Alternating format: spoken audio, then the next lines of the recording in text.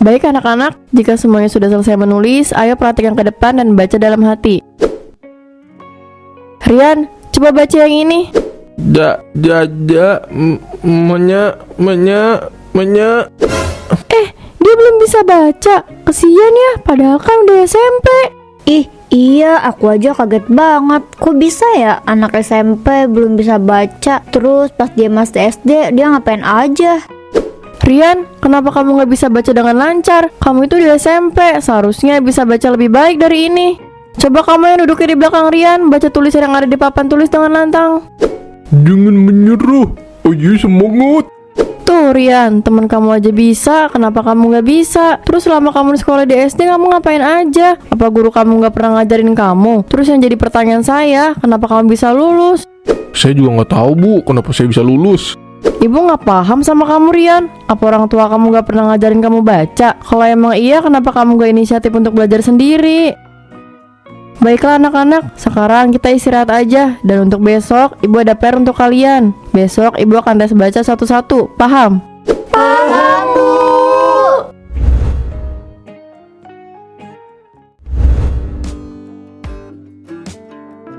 Bu Mira, kenapa cemberut kayak gitu? Harusnya seneng dong kalau habis ngajar. Begini Pak, di kelas saya ada siswa yang belum bisa membaca. Jika sudah SMP, seharusnya sudah memiliki kemampuan membaca yang baik. Tidak bisa membaca. Berarti ada yang salah nih dengan guru SD-nya, orang tua, atau bahkan siswanya. Karena 3 hal ini yang berpengaruh terhadap perkembangan belajar si anak. Bisa jadi Pak, tadi kan saya nanya ke siswa tersebut kenapa dia bisa lulus, tapi dia bilang nggak tahu. Nah, yang jadi pertanyaan saya, peran orang tua di rumah mereka itu apa? Karena kan setiap orang tua itu harus mengawasi perkembangan anak-anak mereka. Tapi selain orang tua, guru-guru sekolah dasar pun jadi pertanyaan buat saya. Apa mereka nggak mengajar tentang huruf? Lalu mengapa sekolah dasar itu juga bisa meluluskan murid itu, meski dia nggak bisa baca? Bu Mira, yang sabar aja ya, ajarin dia pelan-pelan. Nanti juga dia bakal bisa baca kok. Saya nggak bisa kayak gitu Pak, saya orangnya emosian. Bisa-bisa anak itu nangis terus karena saya. Intinya sekarang Bu Mira itu banyak-banyakin sabar aja udah. Kalau gitu saya permisi dulu ya. Mari Bu. Iya, mari Pak Sule.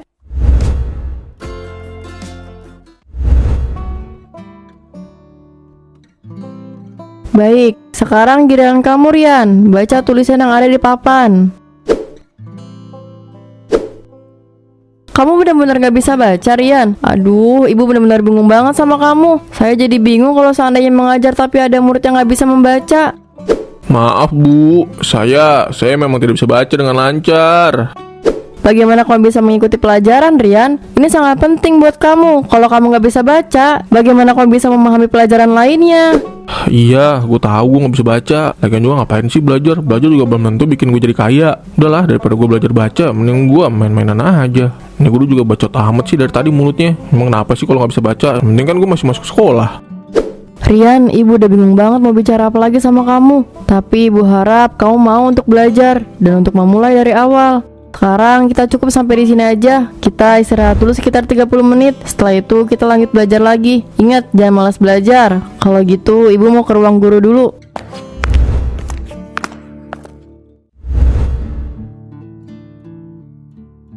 Rian, kamu jangan sedih kayak gitu ya. Bu Mira nggak marah kok sama kamu. Dia cuma mau kamu jadi anak yang pintar.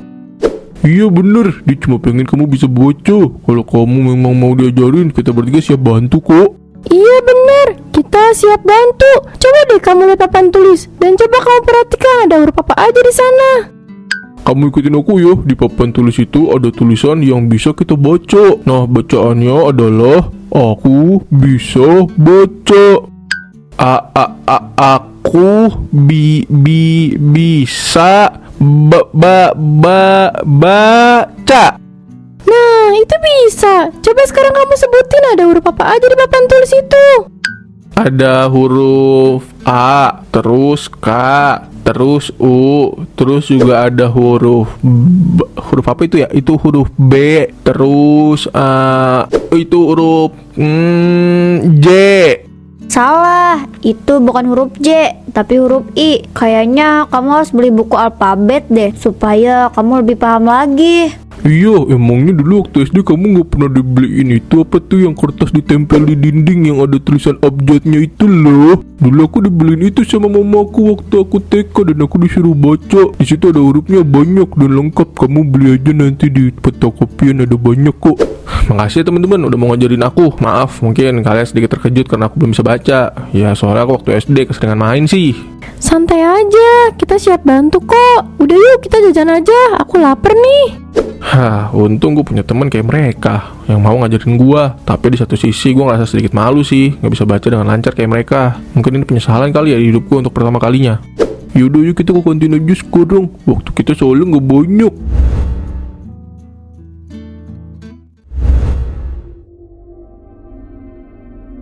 Rian, cepet baca tulisan yang ada di papan. Dan untuk yang lain dengarkan, Rian akan membaca tulisan itu. Aku bisa baca. Mau sampai kapan kamu terus-terusan kayak gini, ha? Masa cuma baca aku bisa baca aja nggak bisa? Emang tadi bacaannya salah ya, Bu? Ya udah maaf, Bu. Saya benar-benar nggak lancar dalam membaca. Maafin ya. Ya kamu berusaha lagi dong. Lihat teman-teman kamu, mereka semua bisa membaca dan mengetahui huruf alfabet. Sedangkan kamu, aduh Rian, mau jadi apa kamu ini? Kalau kamu terus-terusan gak bisa baca, kamu akan kesulitan jika mengikuti pelajaran. Baik, Bu, saya akan mencoba. Tapi tolong beri saya waktu ya. Rian, kamu perlu tahu bahwa kemampuan membaca adalah fondasi penting dalam pendidikan. Kalau kamu gak bisa baca, habislah sudah.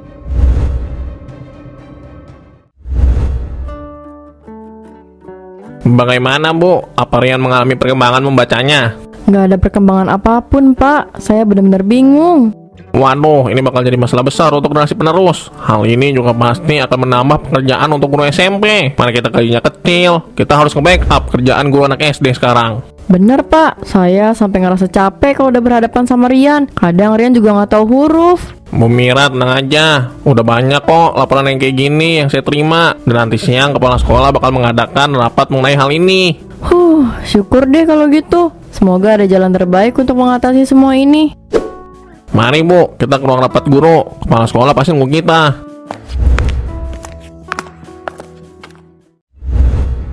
Baik Bapak dan Ibu, maaf saya mengadakan rapat dadakan seperti ini. Sesuai keputusan saya dan juga lembaga pendidikan, di sekolah kita akan ada yang namanya belajar tambahan bagi murid yang tidak bisa membaca. Apakah di antara Bapak dan Ibu ada yang keberatan? Bapak, Ibu, tolong dijawab. Jangan hanya bisik-bisik tetangga seperti itu. Pak, berarti kalau kita ada kelas tambahan, itu sama aja kayak kita kerja di jam luar mengajar. Betul Bu, bagaimana? Apa Ibu Bapak setuju dengan keputusan saya dan juga lembaga pendidikan? Baiklah, terima kasih untuk kerjasamanya Bapak dan Ibu. Saya melakukan ini karena saya tidak mau jika ada murid yang dianggap bodoh oleh siapapun. Selain itu, saya juga berharap setelah adanya rencana ini, semua murid SMP Apo bisa membaca dengan baik. Kita melakukan ini juga demi masa depan bangsa. Kita tidak bisa diam terus-menerus. Kita harus mengambil tindakan yang bijak. Baik, hanya itu saja untuk rapat hari ini. Silakan Ibu dan Bapak kembali untuk mengajar anak-anak.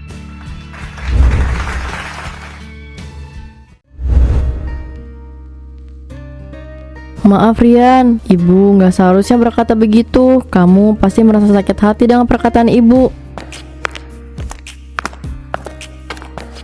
Anak-anak, Ibu janji akan selalu sabar ketika mengajar kalian. Dan Ibu juga akan membantu murid-murid yang belum bisa membaca. Jangan khawatir, kita akan pelajari bersama-sama. Ibu akan bantu kamu sampai bisa. Sabar ya Rian, gak ada kata terlambat buat belajar. Beneran Ibu? Ibu gak marah kan sama saya karena saya gak bisa baca? Enggak Rian, yang penting kamu mau berusaha. Semua orang bisa belajar asalkan ada kemauan. Asik, makasih ya Bu. Saya seneng loh dengernya. Selama ini saya selalu merasa kalau Ibu marah-marah sama saya. Kamu ini sebenarnya saya merasa kesal sama kamu. Kenapa kamu belum bisa baca padahal kan udah SMP. Ya kalau itu sih salah saya sendiri sih Bu. Karena saya pas lagi SD tuh kebanyakan main. Terus ya sama jarang masuk sekolah. Jadinya saya jarang ngikutin pelajaran. Makanya saya belum bisa baca Bu. Tapi saya sadar saya malu. Teman-teman saya udah pada bisa baca, saya belum. Gak apa-apa, tapi di sekolah kamu yang sekarang kamu harus lebih rajin lagi belajarnya. Jangan malas-malas Rian. Baik anak-anak, mari kita lanjut pembelajaran yang tadi ya. Ayo perhatikan ke depan.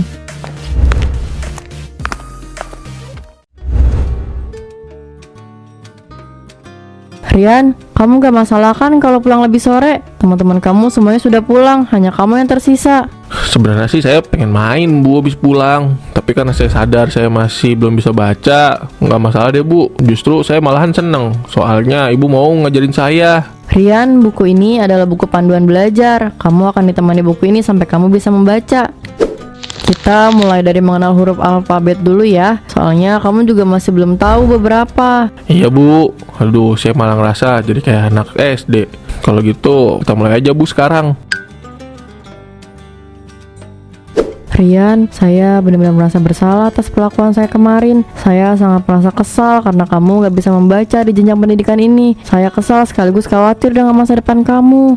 Baik, kita cukup sampai di sini aja ya. Besok kita lanjutkan lagi belajar membacanya. Sekarang kamu pulang aja, ini udah sore. Baik Bu Mira, makasih ya Bu. Semoga dengan adanya program ini saya bisa cepat-cepat bisa baca kayak teman-teman saya yang lain.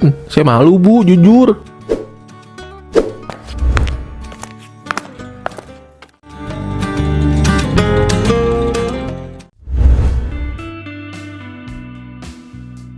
Baik anak-anak, pagi ini kita mulai belajar lagi ya. Oh iya, Rian, gimana perkembangan membaca kamu? Apa sudah lebih baik dari sebelumnya?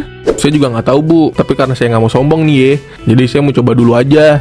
Coba sekarang kamu baca tulisan yang ada di papan tulis dengan suara lantang ya, supaya teman-teman yang lain juga dengar. Aku anak pintar, aku anak hebat.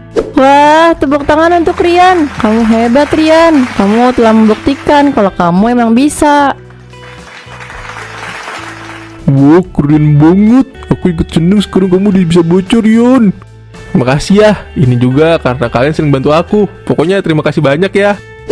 Ternyata Rian emang hanya perlu perhatian khusus dari orang terdekatnya. Aku merasa bangga padanya. Dia membuktikan kalau dia emang bisa.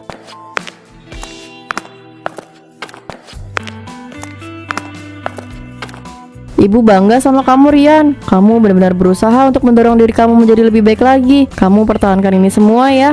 Terima kasih Bu Mira. Saya janji nih sama diri saya dan juga sama ibu, saya bakal lebih rajin lagi dalam belajar membaca. Apalagi kalau yang ngajar guru cantik kayak ibu. Ibu pegang janji kamu ya. Semoga dengan adanya metode ini kamu benar-benar bisa membaca sepenuhnya.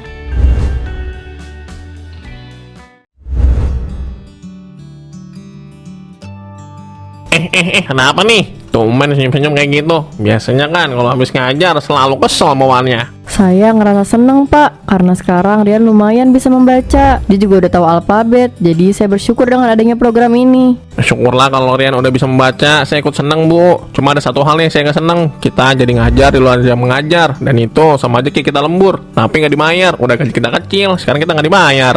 Ya tapi kita tetap harus bersyukur sih, karena kan pahalanya gede. Ya meskipun kita nggak tahu, pahala sih pahala, tapi kan masalahnya perut juga harus diisi makanan, bukan isi pahala doang. Ternyata jadi guru itu bukan hanya membimbing saja, tapi sebagai guru juga harus bisa memberi perhatian lebih terhadap murid-murid yang memang membutuhkan itu. Betul itu Bu Mira. Selain itu kita juga harus membangun beragam metode pengajaran supaya anak-anak tidak cepat merasa bosan atau jenuh. Tanggung jawab kita sangat besar Bu kepada penerus bangsa. Tapi bangsa kita sendiri tidak melihat kita dan hanya berterima kasih dengan alasan kita adalah pahlawan tanpa tanda jasa. Padahal kan kita butuh makan.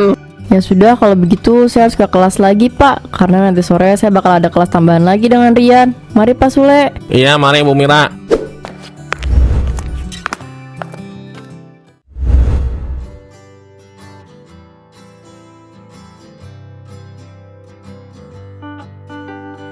Rian, kamu benar-benar hebat. Sekarang kamu makin lancar membaca buku. Terima kasih telah membuktikan kepada ibu.